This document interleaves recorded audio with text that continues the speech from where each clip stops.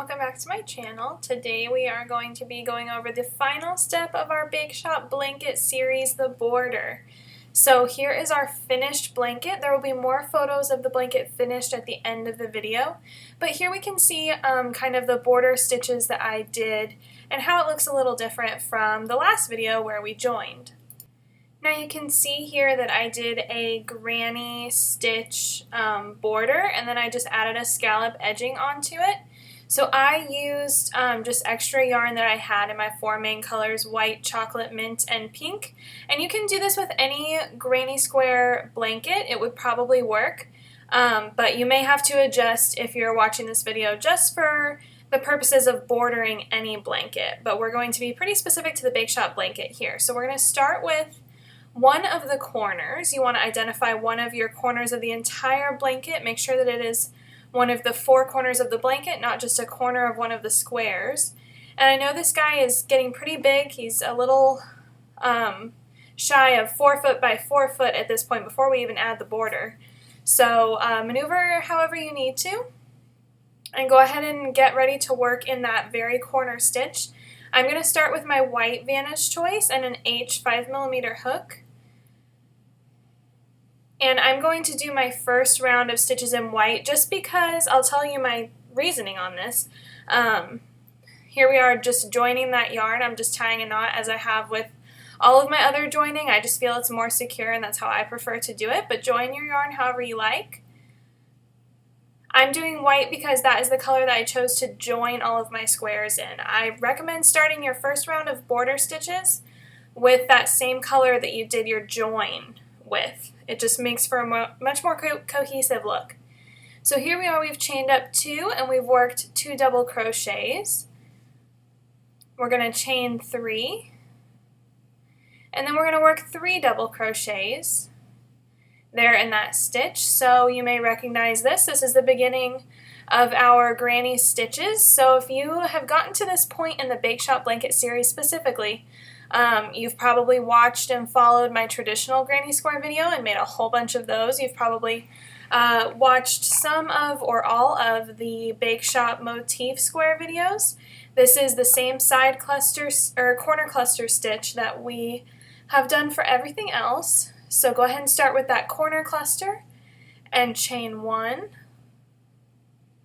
And then we're going to work a side cluster in that next chain space. Basically, imagine that your entire Bake Shop blanket is one gigantic granny square. Look at those chain spaces and those small little stitches as if it was one giant granny square, and you're just going to keep adding on here. So you're just going to keep making those side clusters of 3 double crochets and a chain 1 in each stitch all the way down the side of your blanket until you get to the next corner of the entire blanket. Now I'm speeding this along here just because it's a lot of stitching. When you get to the point where you have joined your 2 squares together here, make sure that you are going into all of the spaces. So you can pause that right there and see exactly where I'm stitching, but I'm going in each space. Every chain space that I come across, I'm doing a side cluster of 3 double crochets. So here we are coming down that whole line. I've done side clusters all the way down, and now we've gotten to that first corner of our blanket, and I'm just going to work a corner cluster as if it was a normal traditional granny square. Be sure to see my traditional granny square video if you've never done a granny square, if you're new to this kind of granny stitch method of corner clusters and side clusters. That video will clear up a lot of confusion. So here we are with a corner cluster, 3 double crochets, chain 3, and 3 double crochets. And then you're just going to continue on around. You're going to do more side clusters down the side and corner clusters in each corner. So you should have, it's a square blanket, you should have 4 corner clusters and a whole bunch of side clusters. So go ahead and finish that up, work all the way around. So here we are coming back to where we first joined our yarn in that beginning corner. And we're just going to slip stitch in the top of that first double crochet, just like we do with a normal small granny square. So go ahead and slip stitch and finish that yarn off, because I'm going to do a few rounds of this in different colors.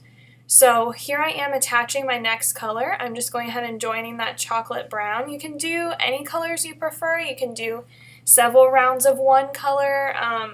It's really up to you. You can use your creativity here, or you can just stop right here and you have a really nice polished blanket. I just wanted a little more detail and a little bit more kind of color on the outside border of the blanket.